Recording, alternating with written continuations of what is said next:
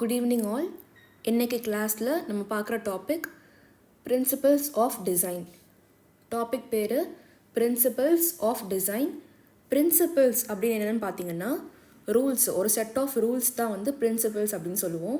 அதாவது நம்ம டிசைன் வரைகிறப்போ வந்து அதுக்கு செட்டான ரூல்ஸ் இருக்கும் இல்லையா, நம்ம லைன்ஸ் எந்த மாதிரி போடணும், இல்லை டெக்னிக் வைஸ் நம்ம எப்படி ஃபாலோ பண்ணணும், பேலன்ஸ் வச்சு வரைகிறோமா இல்லை ப்ரொபோர்ஷனேட்டாக வரைகிறோமா அப்படின்ட்டு நமக்கு சர்டன் ரூல்ஸ்லாம் இருக்கும். சில ட்ராயிங் நம்ம பண்ணுறப்போ வந்து ஒரு சில ட்ராயிங்ஸ் வந்து இப்படி தான் பண்ணணும். ஃபார் எக்ஸாம்பிள், ஒரு ஸ்கொயர் நீங்கள் வரைகிறீங்க. அந்த ஸ்கொயர் நீங்கள் வரைகிறப்போ உங்களுக்கு வந்து நீங்கள் 4 பக்கமும் ஈக்குவலாக தான் வரையணும் அப்படின்ற ஒரு ரூல் அங்கே இருக்கு இல்லையா, அது வந்து ஒரு பிரின்சிபல். ஓகே, அதே மாதிரி ஒரு ட்ரையாங்கிள் வரைகிறீங்கன்னா ட்ரையாங்கிளுக்கு வந்து 3 பக்கம் இருக்கணும். இப்போ நீங்கள் ட்ரையாங்கிள் வரைஞ்சிருக்கேன், 4 பக்கம் யூஸ் பண்ணியிருக்கேன் அப்படின்னா கரெக்டாக இருக்குமா? இருக்காது இல்லையா. ஸோ அதுதான் வந்து பிரின்சிபல்ஸ் அப்படின்னு சொல்கிறது. அதாவது ஒரு செட் ஆஃப் ரூல்ஸ். அந்த டிசைனுக்கு என்ன மாதிரி பிரின்சிபல்ஸ் இருக்க போகுது அதான் நம்ம இன்றைக்கி கிளாஸில் பார்க்க போகிறோம். ஓகேவா, டிசைனுக்கான செட் ஆஃப் ரூல்ஸ். ஓகேவா, ஸோ பிரின்சிபல்ஸ் ஆஃப் டிசைன் என்னென்னு பார்த்தீங்கன்னா, நமக்கு இந்த பிரின்சிபல்ஸ் தான் நம்ம ஒரு டிசைன் ஸ்கெட்ச் பண்ணுறப்போ ஒரு கைடன்ஸாக இருக்க போகுது. இதில் தான் வந்து நம்ம எப்படி வந்து நம்ம ஆர்ட் ஒர்க்கையோ இல்லை டிசைனையோ இன்ட்ரெஸ்டிங்காக மாற்றுறது, எப்படி வந்து கரெக்டாக ப்ரொபோர்ஷனேட்டாக வரைகிறது அப்படின்லாம் இந்த ரூல்ஸ் பேஸ் பண்ணி தான் பார்க்க போகிறோம். ஓகேவா, ஸோ ஃபர்ஸ்ட் பிரின்சிபல் பார்ப்போம். நம்பர் 1 பிரின்சிபல் என்னென்னு பார்த்தீங்கன்னா பேலன்ஸ். பேலன்ஸ்னால் நமக்கு 2 பக்கமும் வந்து ஈக்குவலாக வந்து வெயிட்டேஜ் வந்து இருக்கிறது பேலன்ஸ் அப்படின்னு சொல்லுவோம். பேலன்ஸ்னால் ஒரு விஷுவல் வெயிட்டேஜ் இருக்கிறது. ஓகே, விஷுவல் வெயிட் அப்படின்ற டேர்ம் இங்கே இருக்குது பாருங்கள். Balance is visual weight. ஓகேவா, விஷுவல் வெயிட்னா பார்க்குறப்போ வந்து ஈக்குவலாக எல்லாத்துக்குமே ஈக்குவல் இம்பார்ட்டன்ஸ் இருக்குது அப்படிங்கிற மாதிரி ஃபீல் பண்ணுறது பேலன்ஸ் அப்படின்னு சொல்லுவோம். இந்த பேலன்ஸ்லேயே நமக்கு 3 டைப் ஆஃப் பேலன்ஸ் இருக்குது.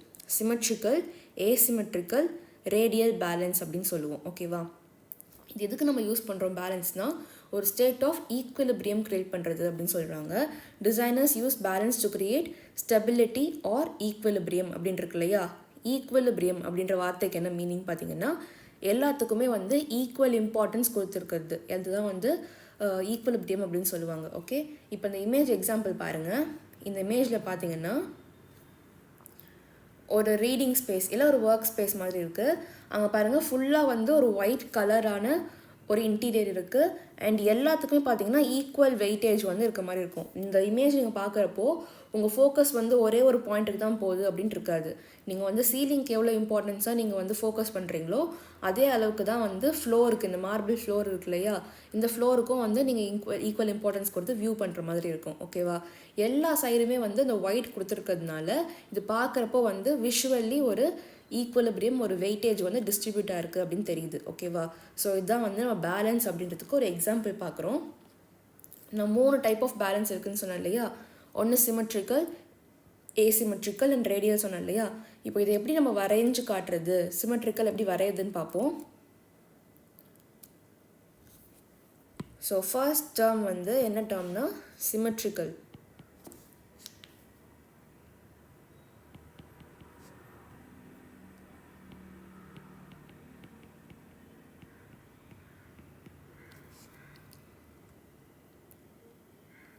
சிமெட்ரிக்கல்ன்ற வார்த்தைக்கு என்ன மீனிங் பார்த்தீங்கன்னா லெஃப்ட் சைடும் ரைட் சைடும் ஒரே மாதிரி இருக்கிறது தான் சிமெட்ரிக்கல் அப்படின்னு சொல்லுவோம். ஓகேவா, இப்போ ஒரு ஃப்ரேமை வந்து நம்ம பிரிக்கிறோம். ஒரு ஃப்ரேமை வந்து நான் டிவைட் பண்ணுறேன்.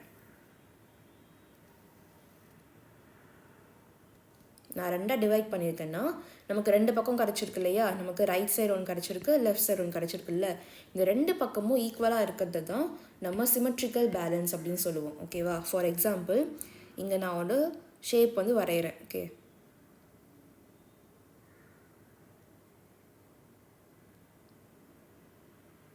ஒரு ரேண்டம் ஷேப் ஒரு சைடில் வரைகிறேன். அதே ஷேப்பை நான் இன்னொரு பக்கமும் ரிப்பீட் பண்ணுறேன். ஓகே, ஸோ இங்கே பார்த்தீங்கன்னா இது ஒரு சிமெட்ரிக்கல் பேலன்ஸ். இப்போது வந்து திருப்பி இந்த ஷேப்பெல்லாம் டெவலப் பண்ணுறப்போ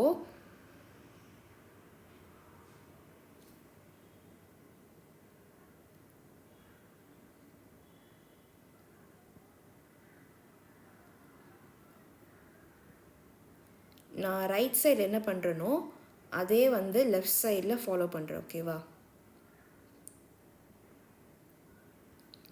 ஸோ இங்கே பார்த்தீங்கன்னா ரெண்டு பக்கமும் வந்து ரெண்டு டிவைட் பண்ணியிருக்கோம், பட் ரெண்டு பக்கமும் ஒரே டிசைன் தான் இருக்குது. ஓகே, இந்த ஒரே டிசைன் இருக்குதுன்னு சொல்கிறப்போ நம்ம கலர்ஸ்மே வந்து ப்ளே பண்ணலாம். கலர்ஸ்மே வந்து ஒரே மாதிரி கலர்ஸ் கொடுத்து நம்ம ப்ளே பண்ணலாம். ஓகே, ஃபார் எக்ஸாம்பிள் இந்த ஏரியா நான் எல்லோ கொடுக்குறேன் அப்படின்னா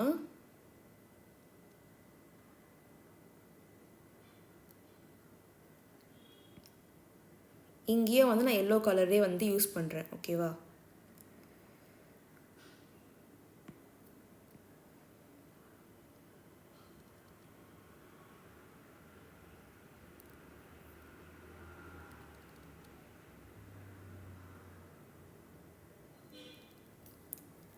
ஸோ நான் வந்து இந்த மாதிரி டிசைன் நம்ம டெவலப் பண்ணுறப்போ வந்து ஒரே கலர்ஸ் அண்ட் ஒரே ஷேப்ஸ் வந்து நம்ம யூஸ் பண்ணிட்டு போகிறது சிமெட்ரிக்கல் அப்படின்னு சொல்லுவோம். ஸோ வந்து நீங்கள் போக போக இந்த சைடில் என்ன பண்ணுறீங்களோ அதே தான் வந்து நீங்கள் இந்த சைடுமே வந்து டெவலப் பண்ணிட்டு போவீங்க. ஓகேவா, தட் இஸ் சிமெட்ரிக்கல் பேலன்ஸ். புரியுதா? சிமெட்ரிக்கலுக்கு மீனிங் புரிஞ்சிருக்கும்னு நினைக்கிறேன். ரெண்டு பக்கமும் வந்து left side and right side. Okay, இது லெஃப்ட்டு அண்ட் இது நம்ம ரைட் சைடு வச்சுப்போம். ரைட் சைடுமே ஈக்குவலாக இருக்கிறது நமக்கு சிமெட்ரிக்கல் பேலன்ஸ் அப்படின்னு சொல்லுவோம். ஓகேவா, நெக்ஸ்ட் என்ன பேலன்ஸ் பார்த்தோம்னா asymmetrical.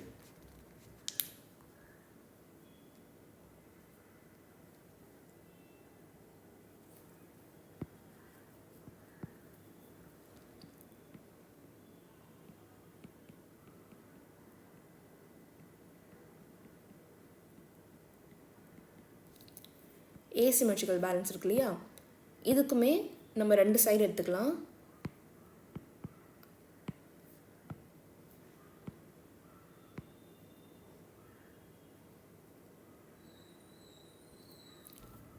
ஒரு ஃப்ரேமை நான் ரெண்டாக வந்து பிரிக்கிறேன். ஓகேவா, asymmetrical பேலன்ஸ் காட்டுறதுக்கு இப்போது நான் எந்த சைடு என்ன பண்ணுறனோ அதுக்கு ஆப்போசிட்டாக வந்து நம்ம இன்னொரு சைடு வந்து பண்ணுறோம். இப்போ பாருங்கள், ஒரே எலமெண்ட் யூஸ் பண்ணுறோம். ஆனால் இப்போ இங்கே வந்து ஒரு ஷேப் நான் ட்ரா பண்ணுறேன். ஓகே, ஒரு ரேண்டம் ஆர்கானிக் ஷேப் வந்து ட்ரா பண்ணுறேன்.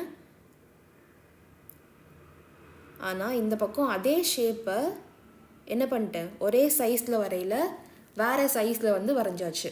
ஓகேவா, நம்ம லெஃப்ட் சைடில் வந்து சைஸ் பிக்கராக இருக்குது, ரைட் சைடில் வரைகிறப்போ அதே ஷேப்பை ஸ்மாலர் சைஸில் யூஸ் பண்ணியிருக்கோம். ஓகேவா, இது ஒரு type of asymmetrical balance. Okay, இது சிமெட்ரிக்கல் கிடையாது.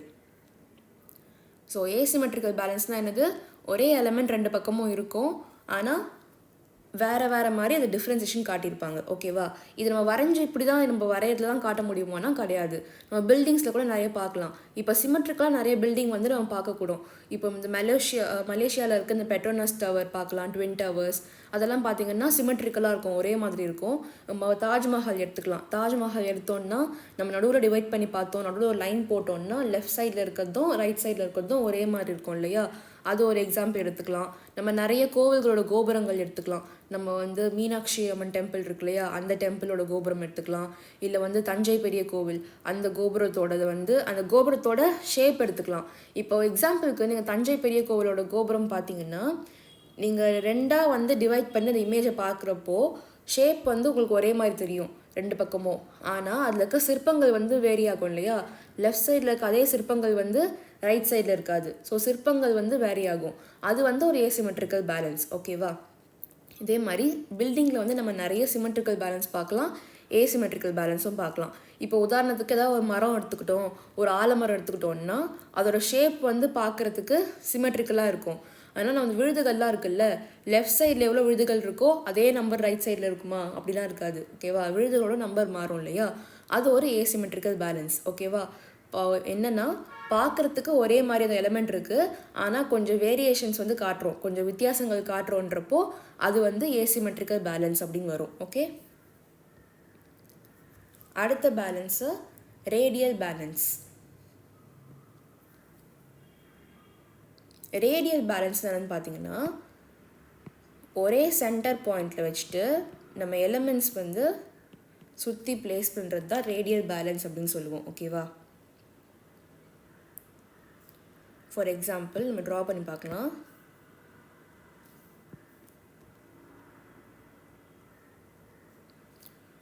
இப்போது நான் சென்டரில் வந்து ஒரு சர்க்கிள் போடுறேன். ஓகேவா, இந்த சர்க்கிளை சுற்றி நான் வந்து நிறைய எலமெண்ட்ஸை ப்ளேஸ் பண்ணுறேன் அப்படின்னா அது ஒரு டைப் ஆஃப் ரேடியல் பேலன்ஸ். இப்போ பாருங்க,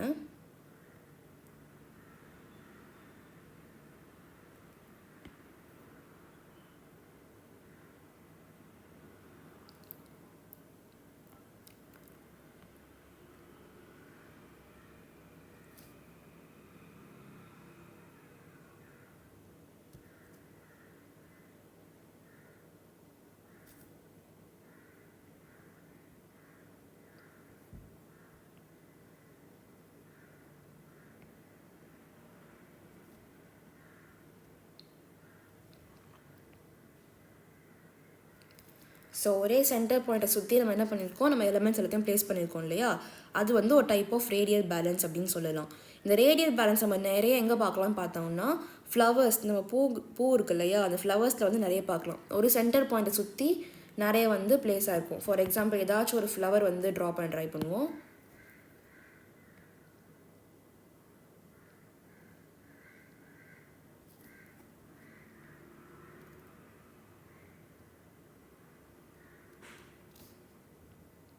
இப்போ இந்த பெட்டல்ஸ்லாம் இருக்கு இல்லையா, இந்த பெட்டல்ஸ் எல்லாம் என்ன ஆகுது, இந்த சென்டர் பாயிண்ட் இருக்குல்ல, ஃப்ளவரோட சென்டர் பாயிண்ட், இந்த சென்டர் பாயிண்ட்டை சுற்றி தான் இந்த பெட்டல்ஸ் எல்லாமே ஈவனாக பிளேஸ் ஆகுது இல்லையா. ஸோ இது ஒரு type of radial balance. Okay,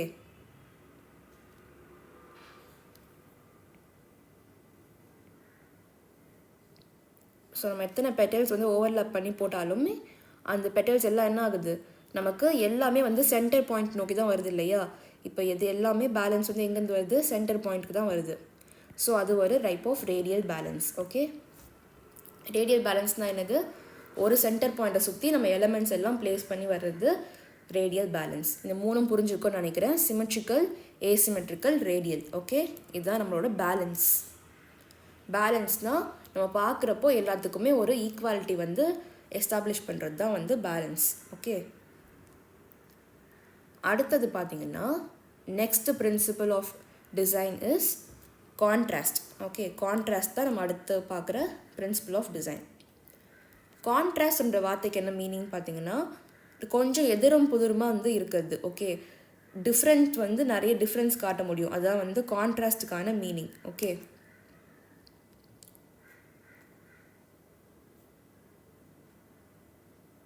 நம்ம தமிழ் வேர்டாக பார்க்கணும் அப்படின்னு பண்ணால் மாறுபாடு அப்படின்றது சொல்லலாம். மாறுபாடு அப்படின்னு சொல்லுவாங்க கான்ட்ராஸ்ட்னா. இப்போ இங்கே பாருங்கள், இங்கே 2 கலர்ஸ் வந்து யூஸ் பண்ணியிருக்கு. இந்த இமேஜில் 2 கலர்ஸ் வந்து ஆஃப் ஃபர்னிச்சர் வந்து இருக்குது. ஓகே, எல்லோ கலர் ஃபர்னிச்சரும் இருக்குது, பர்பிள் கலர் ஃபர்னிச்சரும் இருக்குது இல்லையா. ஸோ இந்த எல்லோவும் பர்பிளும் பார்த்தீங்கன்னா ஒரு கான்ட்ராஸ்ட் காம்பினேஷன், காம்ப்ளிமெண்ட்ரின்னு சொல்லுவாங்க, இல்லை கான்ட்ராஸ்ட் அப்படின்னும் சொல்லலாம். கான்ட்ராஸ்ட்னா இந்த கலர் வந்து எல்லோவுக்கு வந்து ஆப்போசிட்டாக இருக்க கலர். ஓகேவா, பர்பிள். ஆனால் ரெண்டுத்தையும் ஒன்றா பிளேஸ் பண்ணுறப்போ பார்க்குறப்போ எப்படி இருக்குது, நீட்டாக ஒரு அழகாக இருக்கு இல்லையா. காம்ப்ளிமெண்ட்ரி கலர்ஸ் அப்படின்னு சொல்லுவாங்க. நம்ம கலர் ஸ்கீம் டாபிக் வரப்போ அதை பார்க்கலாம். காம்ப்ளிமெண்ட்ரி கலர்னால் ஒரு கலரை இன்னொரு கலர் வந்து எடுத்து கொடுக்கும், ஆனால் வந்து அப்படியே எக்ஸாக்ட் ஆப்போசிட்டாக இருக்கும், அதுக்கு ரெண்டுத்துக்குமே கனெக்ஷனே இல்லாத மாதிரி இருக்கும். எக்ஸாம்பிளுக்கு இன்னொரு எக்ஸாம்பிள் பார்த்தோன்னா ரெட் கலரும் க்ரீன் கலரும் சொல்லலாம். ரெட் அண்ட் க்ரீன் பார்த்தோன்னா ஒரு டைப் ஆஃப் காம்ப்ளிமெண்ட்ரி கலர், இல்லைனா கான்ட்ராஸ்ட் கலர் தான். எக்ஸாம்பிள் வந்து நம்ம சாரீஸ்லாம் இருக்கு இல்லையா, பட்டு சாரீலாம் இருக்கும்ல, அதில் காம்பினேஷன்ஸ் பார்த்தீங்கன்னா நிறைய வந்து ரெட் அண்ட் க்ரீன் காம்பினேஷன் வரும், எல்லோ அண்ட் பர்பிள் வரும், ப்ளூ அண்ட் ஆரஞ்சு காம்பினேஷன் வரும். இதெல்லாம் வந்து காம்ப்ளிமெண்ட்ரி கலர்ஸ் அப்படின்னு சொல்லுவாங்க. அதாவது 2 கலருக்கும் சம்மந்தம் இருக்காது, ஆனால் வந்து எடுத்து கொடுக்குற மாதிரி இருக்கும், காம்ப்ளிமெண்ட் பண்ணுற மாதிரி. ஒன்று வந்து பார்க்குறப்போ நல்லாயிருக்கும், ரெண்டும் சேர்ந்து பார்க்குறப்போ வந்து பார்க்குறதுக்கு நல்லாயிருக்கும், அந்த மாதிரி இருக்கும். ஓகேவா, அதான் கான்ட்ராஸ்ட் அப்படின்னு சொல்கிறது. இந்த கான்ட்ராஸ்ட்டை வந்து நமக்கு எக்ஸாம்பிளில் கொடுத்துருக்கிறதுல கலரில் வந்து அச்சீவ் பண்ணியிருக்காங்க. கலர் மூலயமா வந்து கான்ட்ராஸ்ட் காட்டியிருக்காங்க. ஆனால் நம்ம கலர் மட்டும் வச்சு தான் கான்ட்ராஸ்ட் வந்து காட்டணும்னு கிடையாது. ஓகேவா, நம்ம டெக்ஸ்சர், சைஸு, ஷேப் எதை வச்சு வேணால் கான்ட்ராஸ்ட் காட்டலாம். இப்போ எக்ஸாம்பிளுக்கு இந்த ஃப்ரேமில் நம்ம கான்ட்ராஸ்ட் எப்படி காட்டலான்னு பாருங்கள். அகெயின் இதையும் வந்து நம்ம என்ன பண்ணுறோம், 2ஆக டிவைட் பண்ணுறோம்.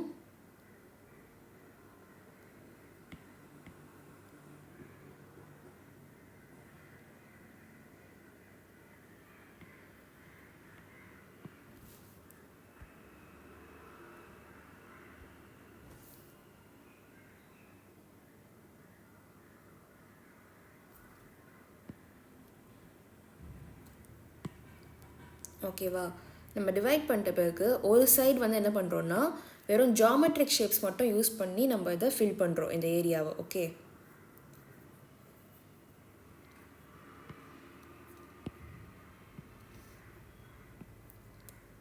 நான் வந்து நிறைய சர்க்கிள்ஸ் வந்து யூஸ் பண்ணி ஒரு பக்கம் மட்டும் ஃபில் பண்ணுறேன்னு வச்சுக்கோங்க.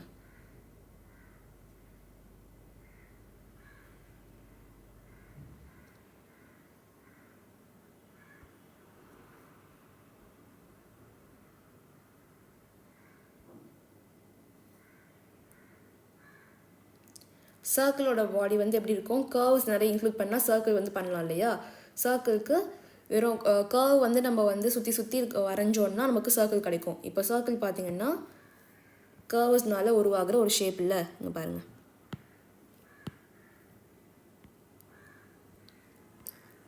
கர்வ்ஸ் 1 2 3 4 5 மாதிரி கர்வி பாடி அப்படின்னு சொல்லுவோம் சர்க்கிளுக்கு. ஸோ சர்க்கிள் வந்து கர்வ்ஸ்னால உருவாகிறது. இப்போது ஒரு பக்கம் வந்து நம்ம கர்வ்ஸ் யூஸ் பண்ண சர்க்கிள்ஸ் வந்து இன்க்ளூட் பண்ணியிருக்கோம். இன்னொரு பக்கம் அப்படி இல்லாமல் நம்ம வந்து ஸ்கொயர்ஸ், நமக்கு ஸ்ட்ரெயிட் லைன்ஸ் இருக்கு இல்லையா, ஸ்ட்ரெயிட் லைன்ஸ் வச்சுருக்க ஸ்கொயர்ஸ் வந்து ஸ்கொயர் ஒரு ரெக்டாங்கிள் வந்து இன்க்ளூட் பண்ணுறோன்னா அப்போ அதுக்கு எங்கே இருக்குது, அங்கே ஒரு கான்ட்ராஸ்ட் வந்து க்ரியேட் பண்ணுறோம். ஓகே,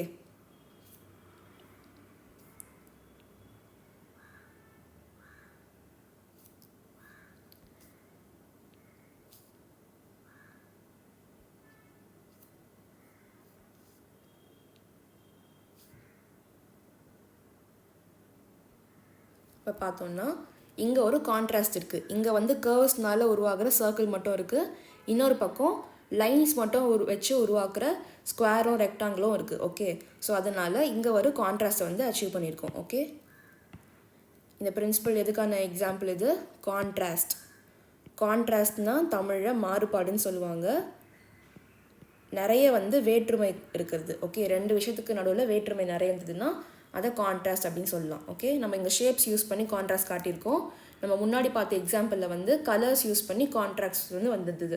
அதே மாதிரி நீங்கள் ஒரு டயக்ராம் வரைகிறீங்கன்னா அந்த டயக்ராமில் ஒரு பக்கம் வந்து ஹார்டான டெக்ஸ்டர்னால் எலிமெண்ட்ஸ் ஆஃப் டிசைனில் பார்த்தோம் இல்லையா, நம்ம சர்ஃபேஸ் குவாலிட்டி டெக்ஸ்டர் அப்படின்னு சொல்லுவோம்.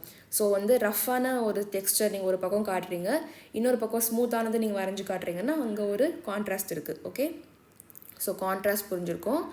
நெக்ஸ்ட் எலிமெண்ட் போகலாம், rhythm and movement. Okay, rhythm is the way your eye moves throughout a design or picture அப்படின்னு இருக்கு. இப்போ பார்த்தீங்கன்னா இந்த இமேஜ் எக்ஸாம்பிள் பாருங்கள்.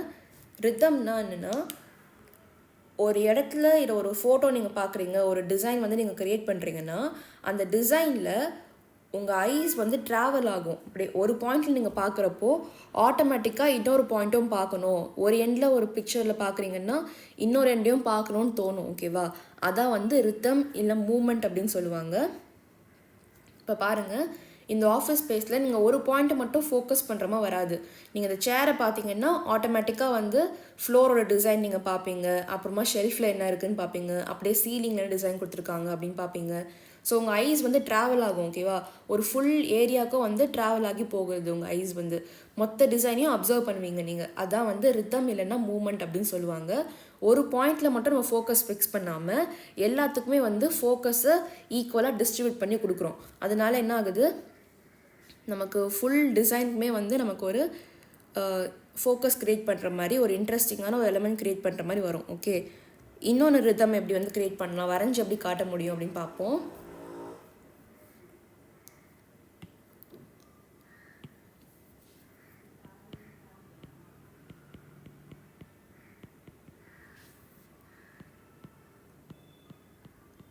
Rhythm and movement. ஓகேவா,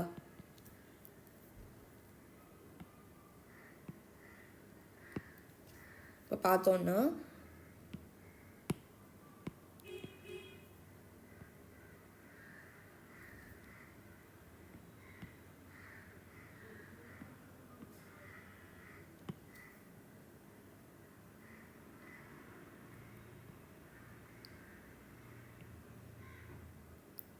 நம்ம டிஃப்ரெண்ட் ஷேப்ஸ் வந்து யூஸ் பண்ணுறோம். ஓகேவா, ஸோ டிஃப்ரெண்ட் ஷேப்ஸ் இல்லை, ஒரே ஷேப்பை டிஃப்ரெண்ட் சைஸஸில் யூஸ் பண்ணுறோம்.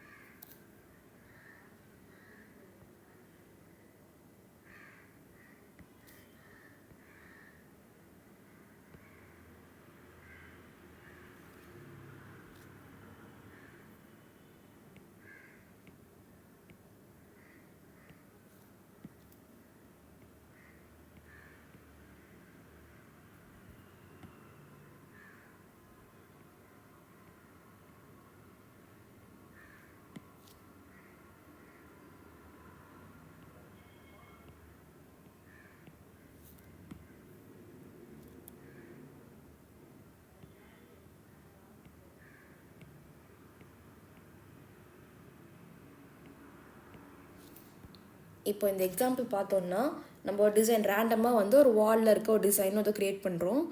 அப்போ பார்த்தீங்கன்னா 3 கலர்ஸ் வந்து யூஸ் பண்ணுறோம். ஓகேவா, red yellow and blue primary colours மட்டும் யூஸ் பண்ணுறோம். ஆனால் அங்கே நிறைய ரெக்டாங்கிள்ஸ் வந்து யூஸ் பண்ணியிருக்கோம். இப்போ இந்த ரெக்டாங்கிள்ஸ் பார்க்குறப்போ உங்களுக்கு ஒன்றோட ஒன்று ஓவர்லேப் ஆகிருக்கு, முன்ன பின்ன இருக்க மாதிரி இருக்குது இல்லையா. ஆனால் நம்ம ஒரு ரெக்டாங்கிளில் மட்டும் ஃபோக்கஸ் போகாது. ஒன்று பார்க்குறப்போ வந்து பக்கத்தில் என்ன ரெக்டாங்கிள் இருக்குது, எத்தனை நம்பர்ஸ் இருக்குது அப்படின்ற மாதிரி நம்ம ஃபோக்கஸ் போகும், ஈக்குவலாக டிஸ்ட்ரிபியூட் ஆகும். இது வந்து ஒரு ரிதம். ஓகேவா, நம்ம ஒரே ஷேப் தான் வேறு வேறு சைஸில் வேறு கலர்ஸில் யூஸ் பண்ணியிருக்கோம். ஆனால் ஒன்றுத்தில் மட்டும் ஃபோக்கஸ் போகாது, எல்லாத்துலேயுமே வந்து ஈக்குவலாக ஃபோக்கஸ் போகிற மாதிரி நம்ம ப்ளேஸ் பண்ணியிருக்கோம். அதான் வந்து ஒரு ரிதம் அப்படின்னு சொல்கிறது. ஓகேவா, இங்கே பார்த்தீங்கன்னா இப்போ நம்ம பார்க்குறப்போ நம்ம இந்த ரெக்டாங்கிள் பார்க்குறோன்னா அப்படியே நம்ம ஃபோக்கஸ் வந்து இதுக்கு மூவ் ஆகும், அங்கேருந்து இதுக்கு மூவ் ஆகும். ஓகேவா, அதே மாதிரி நம்ம ஃபோக்கஸ் வந்து ஜம்ப் ஆகிட்டே இருக்கும். அங்கே தான் வந்து மூமெண்ட் க்ரியேட் பண்ணுறோம். இப்போ வந்து 1 to இந்த 1லேருந்து 2க்கு வந்து ரெக்டாங்கிள் 1லேருந்து 2 அங்கேருந்து 3 அப்படின்ற மாதிரி நம்ம ஃபோக்கஸ் வந்து ட்ராவல் ஆகுது இல்லையா, அதுதான் மூமெண்ட் அப்படின்னு சொல்லுவாங்க. ஓகேவா, மூமெண்ட்னா மூவ் ஆகிட்டு இருக்குது. மூமெண்ட்னா வந்து நமக்கு ஒரு அசைவு வந்து இருக்குது. ஓகே, நம்ம பார்வை வந்து ஒரு மூமெண்ட் க்ரியேட் பண்ணுறது, ட்ராவல் பண்ணுறது. இன்னொன்று எப்படி பண்ணலான்னா, நம்ம ஒரே ஷேப் யூஸ் பண்ணுறோம், ஆனால் ஒரே ஷேப்பை வந்து நம்ம ஒரு ட்ராவல் பண்ணுற மாதிரி ஒரு பாயிண்ட்லேருந்து இன்னொரு பாயிண்ட்டுக்கு கொண்டு போகிறோம். ஓகேவா,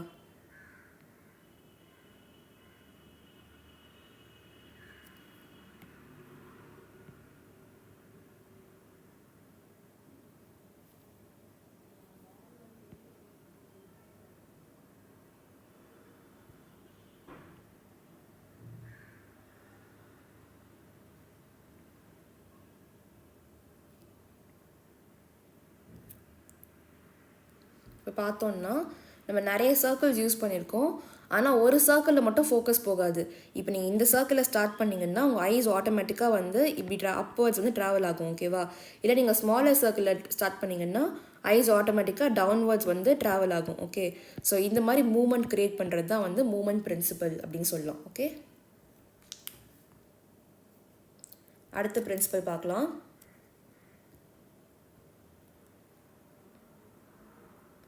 இன்னொரு எக்ஸாம்பிள்ஸ் பாருங்கள். ரிதம்க்கு எக்ஸாம்பிள்ஸ் இருக்குது. ரெகுலர் ரிதம் இங்கே பார்த்தீங்கன்னா நமக்கு ஹவுசஸ் இருக்குது இல்லையா, அந்த ஹவுசஸ்க்கு ஒரே கலர்ஸ் யூஸ் பண்ணியிருக்கு, ஒரே வந்து ஷேப்ஸ் மாதிரி இருக்குது. ஸோ வந்து ரெகுலர் ரிதம். ஆனால் பிக்கர் டு ஸ்மாலர், பெருசுலேருந்து சின்னதுக்கு வந்து போகுது இல்லையா, இது வந்து ரெகுலராக வந்து இருக்க ரிதம். ஓகேவா, ஒன்று அசெண்டிங் ஆர்டரில் போகும், இல்லை டிசெண்டிங் ஆர்டரில், பெருசுலேருந்து சின்னது இல்லை சின்னதுலேருந்து பெருசுன்னு போகும். இது வந்து ரெகுலராக இருக்க ரிதம். இன்னொன்று பார்த்தீங்கன்னா இர்ரெகுலர் ரிதம். இது பார்த்தீங்கன்னா இங்கே நமக்கு ஒரே கலர்ஸ் யூஸ் பண்ணலை, ஆனால் டோம் ஒரே மாதிரி டோம்ஸ் வந்து இருக்குது, ஆனால் டிஃப்ரெண்ட் கலர்ஸில் இருக்கு இல்லையா. இது வந்து நமக்கு ரஷ்யாவில் இருக்க ஒரு ஃபேமஸான ஒரு சர்ச் ஸ்பேஸ் மாதிரி. இங்கே பார்த்தீங்கன்னா டோம்ஸ் வந்து ரொம்ப க்ரியேட்டிவாக பில்ட் பண்ணியிருப்பாங்க, ஆனால் கலர்ஸ் டிஃப்ரெண்ட்டாக யூஸ் பண்ணியிருக்காங்க. பார்க்குறப்போ ஒன்றுது மேலே மட்டும் ஃபோக்கஸ் போல் எல்லாத்துக்கும் வந்து ஈக்குவல் டிவைட் அட்டென்ஷன் வந்து போகுது இல்லையா. ஸோ இது வந்து இர்ரெகுலர் ரிதம் அப்படின்னு சொல்லுவாங்க. ஓகே, இன்னொன்று பார்த்தீங்கன்னா கிரேடேட்டட் ரிதம். ஒரு கிராஜுவலாக ரிதம் வந்து போகிறது. கிரேடேட்டட் அப்படின்ற வார்த்தை இருக்குல்ல, கிரேடேட்டட்னு என்னென்னு பார்த்தீங்கன்னா கிராஜுவல், அதாவது சமமாக வந்து டிஃப்ரென்ஸ் வந்து போகிறது. இப்போ பார்த்தீங்கன்னா இங்கே பெரிய கல் இருக்குது, அங்கேருந்து வந்து சின்னதாக கல் வந்து டிசெண்டிங் ஆர்டர்லேருந்து மேலே போகுது இல்லையா, இது வந்து கிரேடேட்டட் ரிதம் அப்படின்னு சொல்லுவாங்க. ஒரு பெரிய ஆப்ஜெக்ட்லேருந்து சின்ன ஆப்ஜெக்டாக போகுது, இல்லை சின்ன ஆப்ஜெக்ட்லேருந்து பெருசாக வருது. ஓகே, இங்கே ஹவுஸுக்கும் அதுக்கான டிஃப்ரென்ஸ்ன்னு பார்த்தீங்கன்னா இந்த ஹவுசஸ் வந்து ஒரே சைஸான ஹவுஸ் தான், ஆனால் பிளேஸ்மெண்ட் வந்து மாறுது. இப்போ இந்த ஹவுஸ் வந்து மேலே இருக்குது, இதுக்கப்புறம் இது வந்து செகண்ட் ஃப்ளோரில் வருது, கீழே வருது, அப்புறம் ஃபஸ்ட் ஃப்ளோர், அந்த மாதிரி வந்து ஃப்ளோர் வைஸ் வந்து அடுக்குங்க வந்து மாறும். ஆனால் சைஸ் பார்த்திங்கன்னா ஒரே சைஸ் தான். ஆனால் கல் பார்த்திங்கன்னா கல் மொத்தமாகவே வந்து வேறு வேறு சைஸில் இருக்குது. ஓகே, இதான் வந்து கிரேடேட்டட் ரிதம் அப்படின்னு சொல்லுவாங்க, வேறு வேறு சைஸஸில் வரைகிறது. ஓகே, ஸோ ரிதம்க்கு 3 எக்ஸாம்பிள் பார்த்துருக்கோம், regular, irregular and gradated rhythm. Okay, அடுத்து பார்த்தோன்னா ரெப்பிட்டேஷன்ற பிரின்சிபல் வந்து பார்க்குறோம். ரெப்பிட்டேஷன்ற வார்த்தைக்கு என்ன மீனிங் பார்த்தீங்கன்னா திருப்பி ரிப்பீட் பண்ணுறது, அகெயின் அண்ட் அகெயின், மறுபடியும் சொல்கிறது, இல்லை மறுபடியும் ட்ரா பண்ணுறது தான் வந்து ரெப்பிட்டேஷன் அப்படின்னு சொல்லுவாங்க. It involves multiple elements repeated. இங்கே பார்த்தீங்கன்னா இந்த எக்ஸாம்பிள் இமேஜ் பாருங்கள், இந்த வாலில் பாருங்கள் நிறைய லைன்ஸ் வந்து ரிப்பீட் ஆகிருக்கு. ஓகேவா, நிறைய ரெப்பிட்டேஷன் வந்து காட்டியிருக்காங்க. லைன்ஸ் வந்து திருப்பி திருப்பி ரிப்பீட் ஆகிருக்கு. இங்கே சைடில் லெஃப்ட் சைடில் பார்த்தீங்கன்னா ராட் இருக்கு இல்லையா, அந்த ராடு வந்து லைனாக ஒன்றுத்துக்கு பின்னாடி ஒன்று ராட்ஸ் வந்து பிளேஸ் ஆகிருக்கு. ஸோ ரெப்பிட்டேஷன் எலிமெண்ட் வந்து இருக்குது. அண்ட் ஆல்சோ இந்த டெஸ்க் எல்லாம் பார்க்கலாம். இந்த டெஸ்க் வந்து ஒரே டெஸ்க்கு ஒரு ஒரே மாதிரி டெஸ்க்கு வந்து 3 இருக்குது. சோஃபாஸ் பார்த்தீங்கன்னா ஒரே மாதிரியான சோஃபாஸ் ஒரு 5-6 சோஃபாஸ் இருக்குது. ஸோ நிறைய ரிப்பீட் பண்ணியிருக்காங்க எலமெண்ட்ஸு. ஓகேவா, ஒரே மாதிரியான எலமெண்ட்டை ரிப்பீட் பண்ணுறது, மறுபடியும் மறுபடியும் வரைகிறது நம்ம ரெப்பிட்டேஷன் அப்படின்னு சொல்லுவோம்.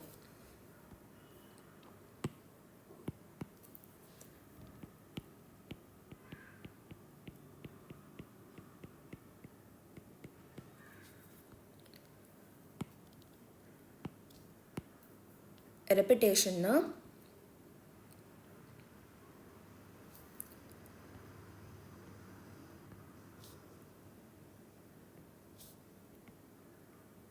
ஓகேவா, நம்ம ஒரு ஃப்ரேம்குள்ளே ஷேப்ஸை வந்து ரிப்பீட் பண்ணுறோம். ஒரே ஷேப்பை வந்து நான் திருப்பி ரிப்பீட் பண்ணுறேன். ஓகேவா,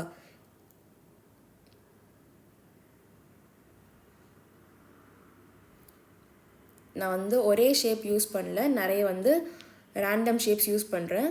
ஆனால் அதை வந்து என்ன பண்ணுறேன்னா ரிப்பீட் பண்ணுறேன், ஒன்றுதோடு ரிப்பீட் பண்ணுறேன். ஓகே, இங்கே வந்து நமக்கு ரெப்பிட்டேஷன் இருக்குது. ஓகேவா, ஒரே ஷேப்பை நம்ம டிஃப்ரெண்ட் ரிப்பீட் பண்ணுறோம். இதை வந்து நம்ம ஒரு ஃப்ரீ ஃபார்மாக ஒரு பேட்டர்ன் க்ரியேட் பண்ணுறோம் கூட சொல்லலாம். ஓகேவா, பேட்டர்ன் அப்படின்ற வார்த்தைக்கு என்ன மீனிங்னு பாருங்கள். பேட்டர்ன்னா ஒரே மாதிரியான எலிமெண்ட் வந்து திருப்பி திருப்பி ரிப்பீட்டாக இருக்கிறது பேட்டர்ன் அப்படின்னு சொல்லுவோம். ஓகேவா, ஃபார் எக்ஸாம்பிள் இப்போ நம்ம ரெப்பிட்டேஷன் பார்க்குறோம் இல்லையா, இதுக்கு ரெப்பிட்டேஷனுக்கும் பேட்டர்னுக்கும் வித்தியாசன்றதை புரிஞ்சுக்கோங்க, அது பார்க்கலாம். ஸோ இங்கே இந்த ஃப்ரேமில் ஃபார் எக்ஸாம்பிள் நான் ட்ரீஸ் வரைகிறேன்.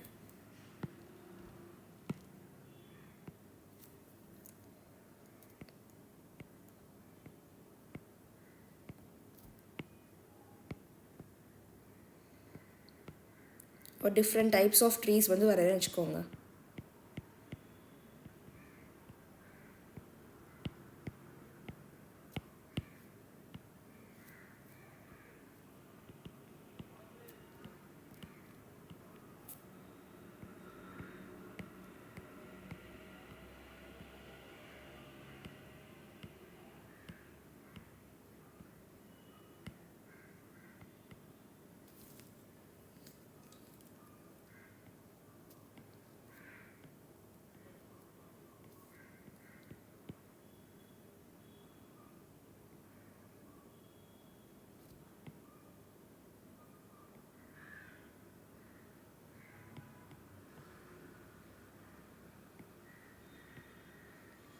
ஸோ இங்கே பார்த்தீங்கன்னா நமக்கு 4 டிஃப்ரெண்ட் டைப்ஸ் ஆஃப் ட்ரீஸ் இருக்குது. இங்கே வந்து ரெப்பிட்டேஷன் வந்து இருக்குது. ஓகேவா, ட்ரீஸ் வந்து ரிப்பீட் ஆகிருக்கு. நமக்கு எல்லாமே வந்து ட்ரீஸ்ன்னு தெரியும், ஆனால் எல்லாமே என்னது வேறு வேறு விதமான ட்ரீஸ் இல்லையா. ஸோ 1 2 3 4 4 ட்ரீஸுமே வந்து வேறு வேறு விதமாக இருக்குது. ஸோ இங்கே ரெப்பிட்டேஷன் இருக்குது, ரிப்பீட் ஆகிருக்கு, ஆனால் ஒரு பேட்டர்ன் வந்து இல்லை. ஓகேவா, பேட்டர்ன்னா என்னென்னா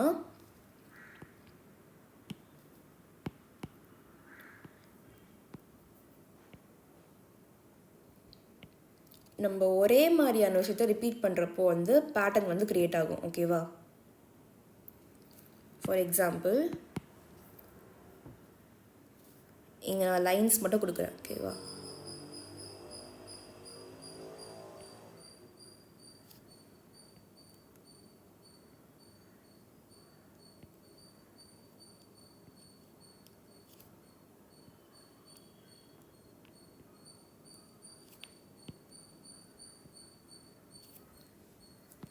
இந்த லைன்ஸ் கலர் வந்து ஒரு பாக்ஸில் வந்து க்ரீனாகவும் அதுக்கு அடுத்து இருக்க பாக்ஸில் வந்து நான் ரெட்டாகவும் கொடுத்துட்டு வரேன்னு வச்சுக்கோங்க.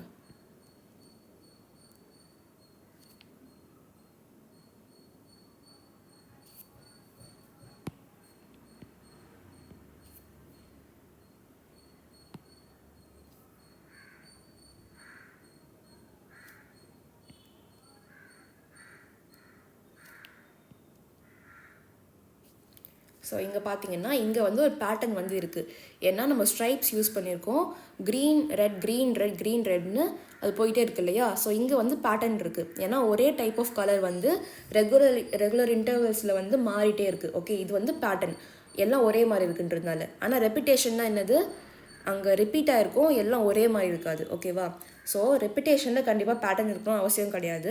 ஆனால் பேட்டர்னில் கண்டிப்பாக ரெப்பிட்டேஷன் வந்து இருக்கும். இங்கே பார்த்தீங்கன்னா லைன் நம்ம ரிப்பீட் பண்ணியிருக்கோம், கலர் ரிப்பீட் பண்ணியிருக்கோம் இல்லையா. ஸோ என்னது, ரெப்பிட்டேஷனுக்குள்ளே பேட்டர்ன் கண்டிப்பாக வேறுன்ட்டு இல்லை. ஆனால் பேட்டர்னாலே ரெப்பிட்டேஷன் வந்து கண்டிப்பாக இருக்கும். ஓகே,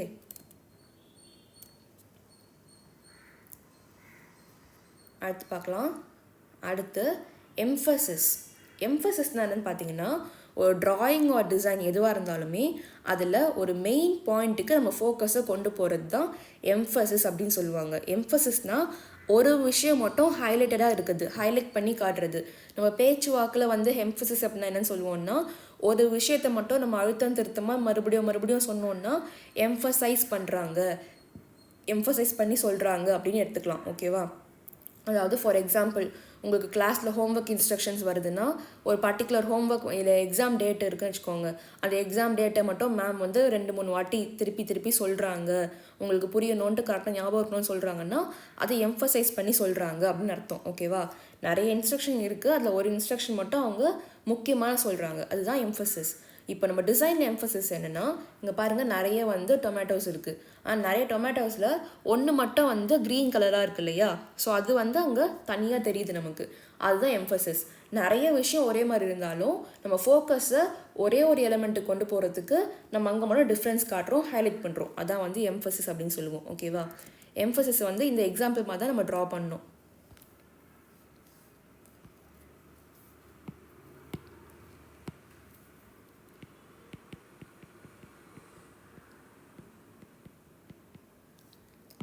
இப்போ நான் வந்து நிறைய இங்கே டிஃப்ரெண்ட் ஷேப்ஸ் கொடுக்குறேன். ஆனால் அந்த டிஃப்ரெண்ட் ஷேப்ஸில் எல்லாத்துக்கும் ஒரே கலர்ஸ் கொடுத்துட்டு ஒன்று மட்டும் டிஃப்ரெண்ட் கலர் கொடுக்குறேன்னா அங்கே ஒரு எம்ஃபசிஸ் வரும். இல்லை நான் யூஸ் பண்ணுற ஷேப்ஸே வந்து எல்லாமே வந்து சர்க்கிள்ஸாக இருக்குது, ஒன்று மட்டும் ட்ரையாங்கிளாக இருக்குன்னா அங்கே வந்து ஒரு எம்ஃபசிஸ் கிரியேட் ஆகும். ஓகே, ஃபார் எக்ஸாம்பிள்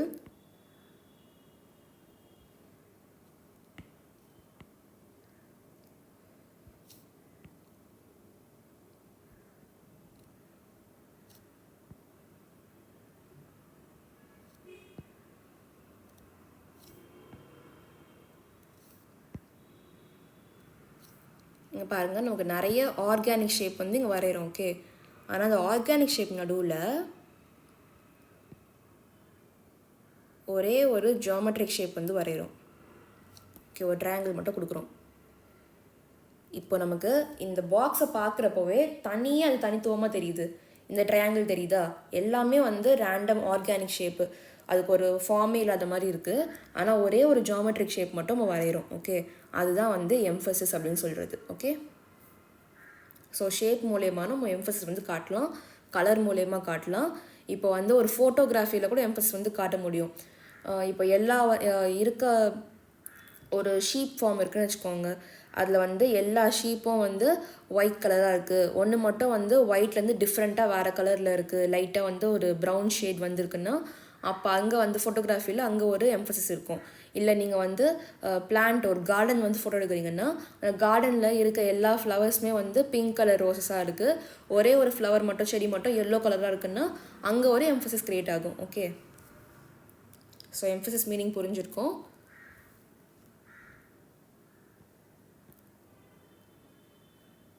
அடுத்து பார்த்தோன்னா ஸ்கேல் ஆர் ப்ரொப்போர்ஷன்.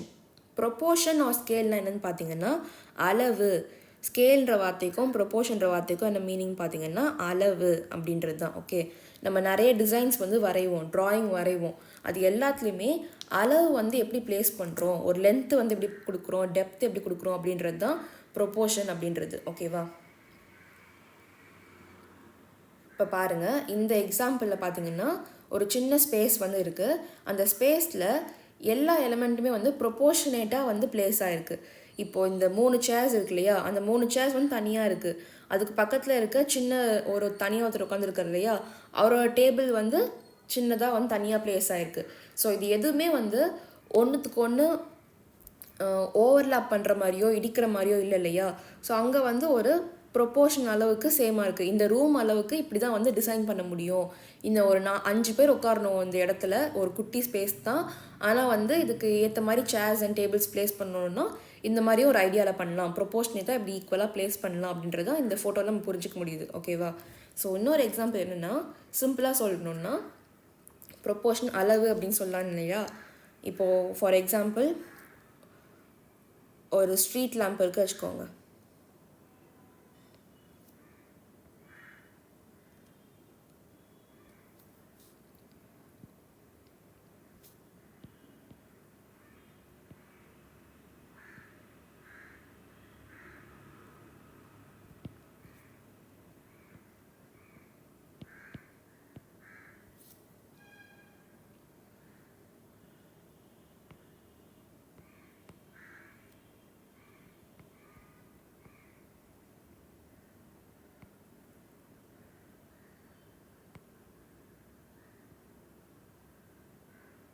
ஒரு ஸ்ட்ரீட் லேம்ப் வந்து இருக்குது.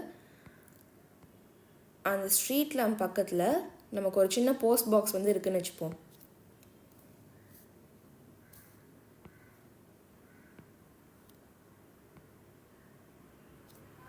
ஓகேவா. ஸ்ட்ரீட் லேம்ப் பக்கத்தில் இருந்து எனக்கு போஸ்ட் பாக்ஸ் வந்து ஒன்று இருக்குது.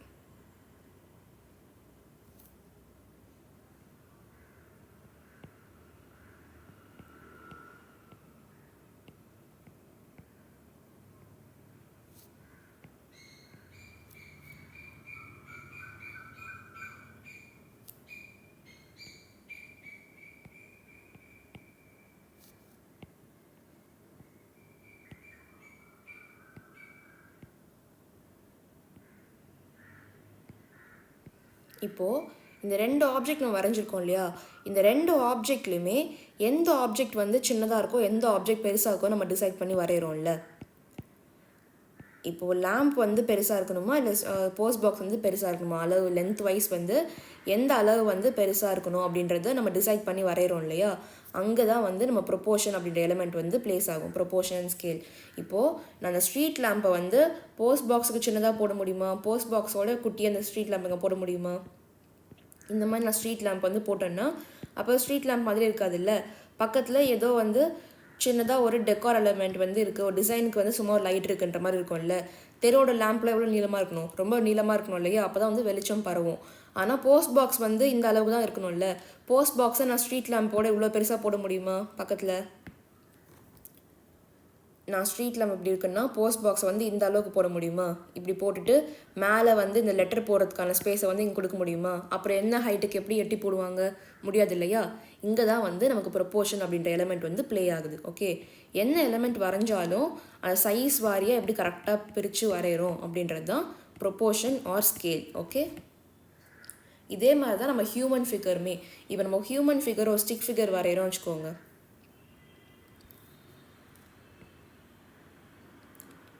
இப்போ நம்மளே வந்து சும்மா ஒரு ஹியூமன் வந்து வரைகிறோம் அப்படின்னா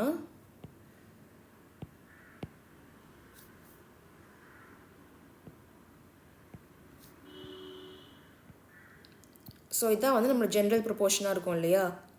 நம்ம ஜென்ரல் ப்ரொப்போர்ஷன் வந்து இப்படி இருக்கும் ஹியூமன்ஸ்க்கு வரைகிறப்போ. ஆனால் இதே வந்து நான் வரைகிறப்போ இப்படி வரைஞ்சிட்றேன் வச்சுக்கோங்க.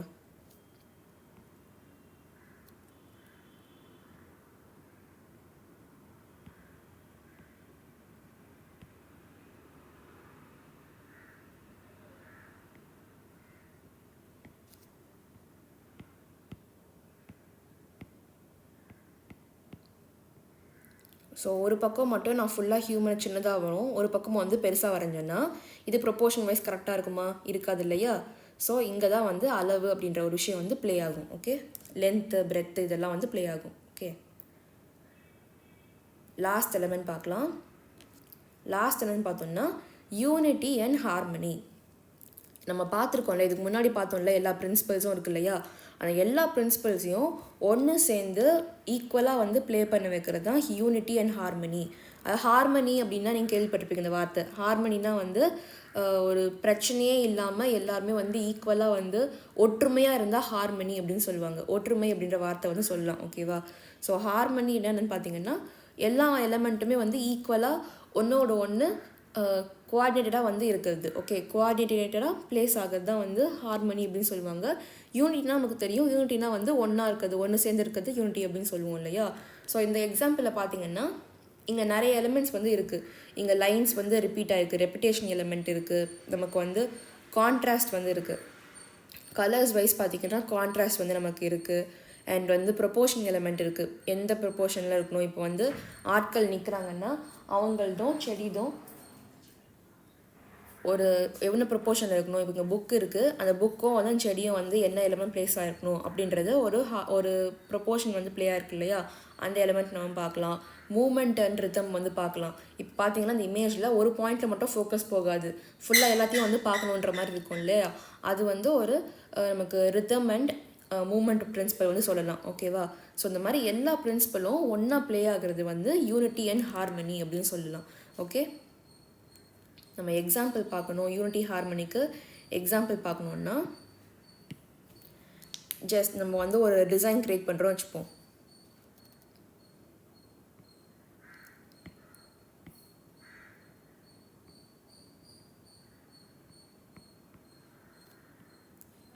ஒரு ஸ்கர்ட்கான ஒரு ரேண்டம் டிசைன் வந்து நம்ம வந்து க்ரியேட் பண்ணுறோம் அப்படின்னா, இப்போ பாருங்கள் இங்கே நான் நிறைய வந்து ஷேப்ஸை யூஸ் பண்ணுறேன்.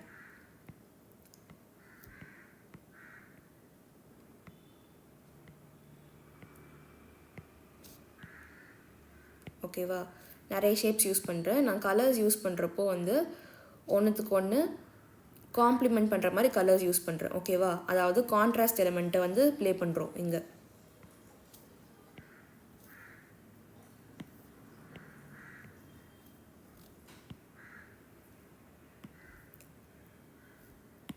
ஓகே, ஸோ கான்ட்ராஸ்ட் எலிமெண்ட் வருது நமக்கு. இங்கே பார்த்தீங்கன்னா ஒரு பாயிண்ட்டில் மட்டும் நம்ம ஃபோக்கஸ் போகாது, எல்லா பாயிண்ட்லேயும் வந்து நமக்கு ஒரு டிசைன் பார்க்குறப்போ இன்னொரு டிசைனுக்கும் நம்ம இன்னொரு ஷேப்புக்கும் போகணுன்ற மாதிரி நம்ம ஐஸ் ட்ராவல் ஆகும், மொத்த டிசைனையும் பார்க்க முடியும். ஓகேவா, அந்த மாதிரி மூமெண்ட்டு ரிதம் இதெல்லாம் க்ரியேட் பண்ணுறது தான் நம்ம யூனிட்டி அண்ட் ஹார்மனி அப்படின்னு சொல்லுவோம். இங்கே நிறைய எலிமெண்ட்ஸ் யூஸ் பண்ணியிருக்கோம், ஆனால் எதுவுமே வந்து ஒரு பாயிண்ட்டுக்கு மட்டும் ஃபோக்கஸ் போகலை, எல்லாத்தையுமே வந்து பார்க்குற மாதிரி இருக்குது. ஓகேவா, அங்கே தான் யூனிட்டி அண்ட் ஹார்மனி இருக்கும். இது எங்கே வந்து நிறைய வராதுன்னு பார்த்தோம்னா எம்ஃபசிஸில் வராது. நம்ம எம்ஃபசிஸில் என்ன பண்ணியிருக்கோம், தனித்துவமாக ஒன்று மட்டும் செலக்ட் பண்ணி காட்டணும்னு சொன்னோமா, அந்த எம்ஃபசிஸில் மட்டும்தான் நமக்கு யூனிட்டி அண்ட் ஹார்மனி வந்து இருக்காது. ஏன்னா என்ன தான் நம்ம வந்து எல்லாத்தையும் ஒரே மாதிரி பண்ணாலும் அதில் ஒரு எலிமெண்ட் மட்டும் டிஃப்ரெண்ட்டாக இருக்கும்ல. பாருங்கள், எனக்கு இந்த ஆர்கானிக் ஷேப்ஸ் எல்லாமே வந்து ஒரே மாதிரி நான் காட்டுறேன். ஓகே, கலர்ஸ் கூடமே வந்து நம்ம ஒரே மாதிரி யூஸ் பண்ணுறோம் வச்சுக்கோங்க ஆர்கானிக் ஷேப்ஸ்க்கு. ஆனால் இந்த ஜியாமெட்ரிக் ஷேப் ஒன்று இருக்கு இல்லையா, அதுக்கு மட்டும் நான் கலர்ஸை டிஃப்ரெண்ட்டாக காட்டிடுறேன். இப்போ பார்த்தீங்கன்னா இங்கே ஒரு யூனிட்டி எலிமெண்ட் வந்து இருக்காது. ஸோ எம்ஃபசிஸில் வந்து இது கம்மியாக வந்து ப்ளே ஆகும். ஓகே, ஸோ இதான் நம்ம பிரின்சிபல்ஸ் ஆஃப் டிசைன் பார்த்துருக்குறது. நம்ம நிறைய பார்த்தோம். ஃபர்ஸ்ட் வந்து பேலன்ஸ், எப்படி ஈக்குவலாக வந்து வெயிட்டேஜ், விஷுவல் வெயிட்டேஜ் டிஸ்ட்ரிபியூட் ஆகுதுன்றது பேலன்ஸ். அடுத்து கான்ட்ராஸ்ட்ன்றப்போ மாறுபாடு அப்படின்னு சொன்னேன். டிஃப்ரென்ஸ் வந்து காட்டுறது கலர்ஸ் மூலயமா, சைஸ் மூலயமா காட்டுறது. ரித்தம்ன்றப்போ நமக்கு ஈக்குவலாக வந்து நம்ம ஐஸ் ட்ராவல் பண்ணுற மாதிரி நம்ம மூமெண்ட் க்ரியேட் பண்ணுறது ரித்தம் அப்படின்னு சொல்லுவோம்.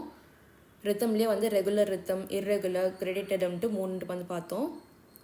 ரெப்பிட்டேஷன்னா வந்து நமக்கு எலிமெண்ட்ஸை ரிப்பீட் பண்ணியிருக்குது. ரெப்பிட்டேஷன் இருக்கிற இடத்துல எல்லாம் பேட்டர்ன் இருக்கணும் அவசியம் கிடையாது, பட் பேட்டர்ன் இருந்துச்சுன்னா கண்டிப்பாக ரெப்பிட்டேஷன் வந்து இருக்கும். ஓகேவா, பேட்டர்னா ஒரே மாதிரியான டிசைன் இல்லை ஒரே மாதிரியான எலிமெண்ட்டை வந்து திருப்பி திருப்பி ரிப்பீட் பண்ணுறது பேட்டர்ன் அப்படின்னு சொல்லுவோம். எம்ஃபசிஸ்னால் ஒரு விஷயத்தை மட்டும் ஹைலைட் பண்ணி காட்டுறது எம்ஃபசிஸ்.